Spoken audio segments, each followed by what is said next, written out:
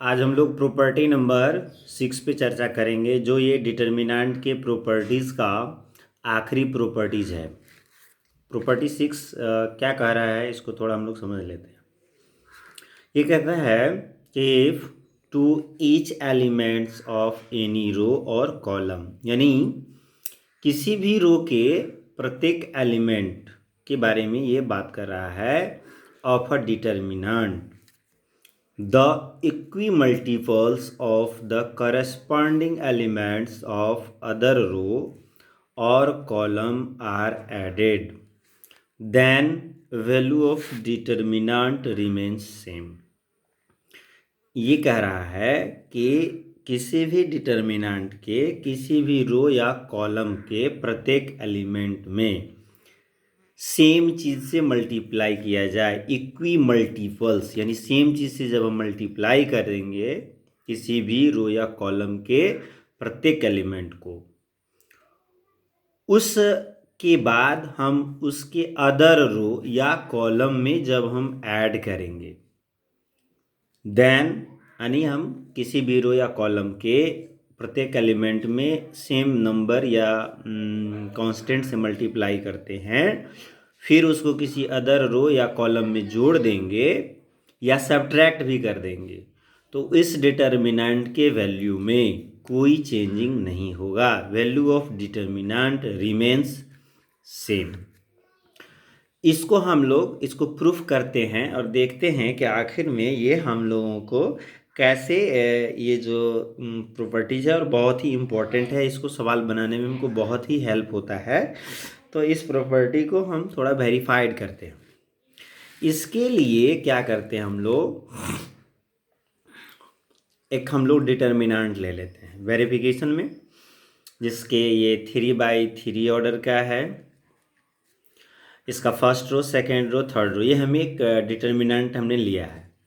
लेकिन according to the property जो कह रहा है उसके अकॉर्डिंग क्या हो रहा है, कहता है किसी भी रो को किसी कांस्टेंट यानी इक्वी मल्टीपल सेम नंबर से मल्टीप्लाई करके जोड़ देंगे या घटा भी देंगे तो कोई भी चेंजिंग नहीं होगा, वैल्यू सेम देगा।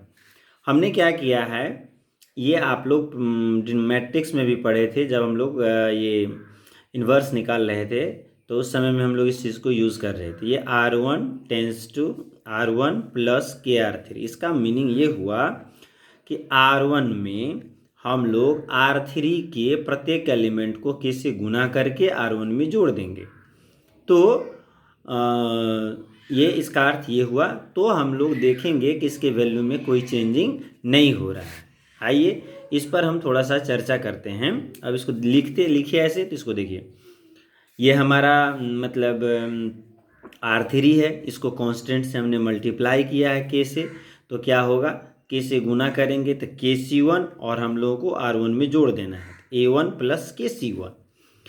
R3 का ये जो एलिमेंट है इसको भी K से गुना करेंगे और हम लोग R1 में जोड़ देंगे, A2 प्लस KC3। फिर इसको भी K से गुना करके हम लोग R1 में जोड़ देंगे, तो ये KC3 हुआ। अब आपको याद होगा कि जब हमने इसको लिखा तो प्रॉपर्टीज नंबर 5 क्या कह रहा था, कि जब हम लोग को प्रॉपर्टी 5 में ये कह रहा था कि किसी भी डिटर्मिनेंट में अगर जितने नंबर ऑफ टर्म्स ऐड होंगे उतने डिटर्मिनेंट क्रिएट होंगे। आपको याद होगा हम लोगों को यहाँ देख रहे हैं इस रो में एक एक यानी इसमें 2 टर्म है, तो 2 डिटर्मिनेंट्स क्रिएट होगा। तो 2 डिटर्मिनेंट जब क्रिएट होगा तो उसको हम लोग कैसे लिखेंगे, फर्स्ट एलिमेंट A1, फिर दूसरा है A2, फिर A3, बाकी इस दोनों को हम लोग वैसे ही B1 B2 C1 C2 C3 लिख देंगे। सेकंड जो एलिमेंट था उसके लिए अलग डिटर्मिनेंट बनाना है, KC1 KC2 KC3, फिर वही B1 B2 B3 C1 C2 C3। ये 2 डिटर्मिनेंट बन गए। ये था प्रॉपर्टी नंबर 5 का यूज़ करना है हम लोग। अब इसके बाद क्या करना है इसको जानते हैं।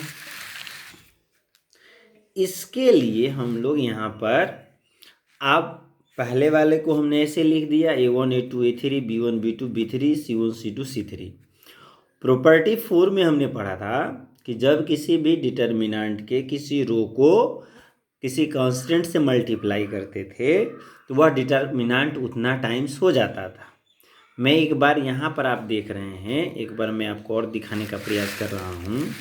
ये जो है आपका, यानी इस R1 में सभी में क्या मल्टीप्लाई है, यानी के है, तो हम लोग क्या किया, इसको के से यानी कॉमन ले लिया, यानी फर्स्ट रो से के कॉमन ले लिया। तो यहाँ आप जो देख रहे हैं, ये वाला तो ऐसे रह गया, ये के रह गया, यानी C1 C2 C3, फिर B1 B2 B3 C1, यानी के कॉमन लेने के बाद हमको ये मिला। आपको याद होगा प्रॉपर्टी नंबर 3, प्रॉपर्टी 3 में क्या हम लोग पढ़े थे कि अगर 2 रो या 2 कॉलम्स आर आइडेंटिकल, यानी कि अगर 2 रो या 2 कॉलम एक समान हो जाएगा तो फिर उस डिटर्मिनेंट की वैल्यू क्या हो जाएगी, 0। यहाँ पर R1 में देखिए C1 C2 C3 और R3 में देखिए C1 C2 C3 है, यानी R1 और R3 आइडेंटिकल, यानी इस दोनों के एलिमेंट सेम है। और जिस डिटर्मिनेंट में 2 रो या 2 कॉलम सेम हो जाता है उस डिटर्मिनेंट की वैल्यू क्या हो जाती है, 0। तो अब इसकी वैल्यू हो गई 0, यानी अब हम लोग लिखेंगे फर्स्ट जो आपने लिखा था ये डिटर्मिनेंट लिख दिया, ये लिख दिया, क्योंकि इसकी वैल्यू 0 होती है 0, तो 0 से हमने इसको गुना करें, कि को 0 से गुना करेंगे तो 0 होगा। फाइनली हमको मिलेगा क्या, तो हम लोग को ये A1 A2 A3 मिला, जो हम लोग बताए थे कि अभी आपने क्या देखा कि हमने उसको, यानी कि ये जो डिटर्मिनेंट, नया जो डिटर्मिनेंट मिला हम लोगों को, वो A1 A2 A3 B1 B2 B3 C1 C2 C3 जो हमारे पहले ही डिटर्मिनेंट के बराबर है। यानी आपने ये देखा कि किसी भी डिटर्मिनेंट में कि किसी रो या कॉलम को किसी कांस्टेंट यानी इक्वल मल्टीपल से गुना करने पर जोड़ दें या घटा देंगे तो उस डिटर्मिनेंट के वैल्यू में कोई चेंजिंग नहीं होगा। तो ये हमारा था प्रॉपर्टी नंबर 6, जो आखिरी प्रॉपर्टी है। इसके बाद हम लोग बात करेंगे सवाल पे, तो हम फिर आपको एक बार पुनः आपको बताएंगे कि 6 प्रॉपर्टी एक बार रिवीजन करके तब हम लोग सवाल बनाएंगे। ओके।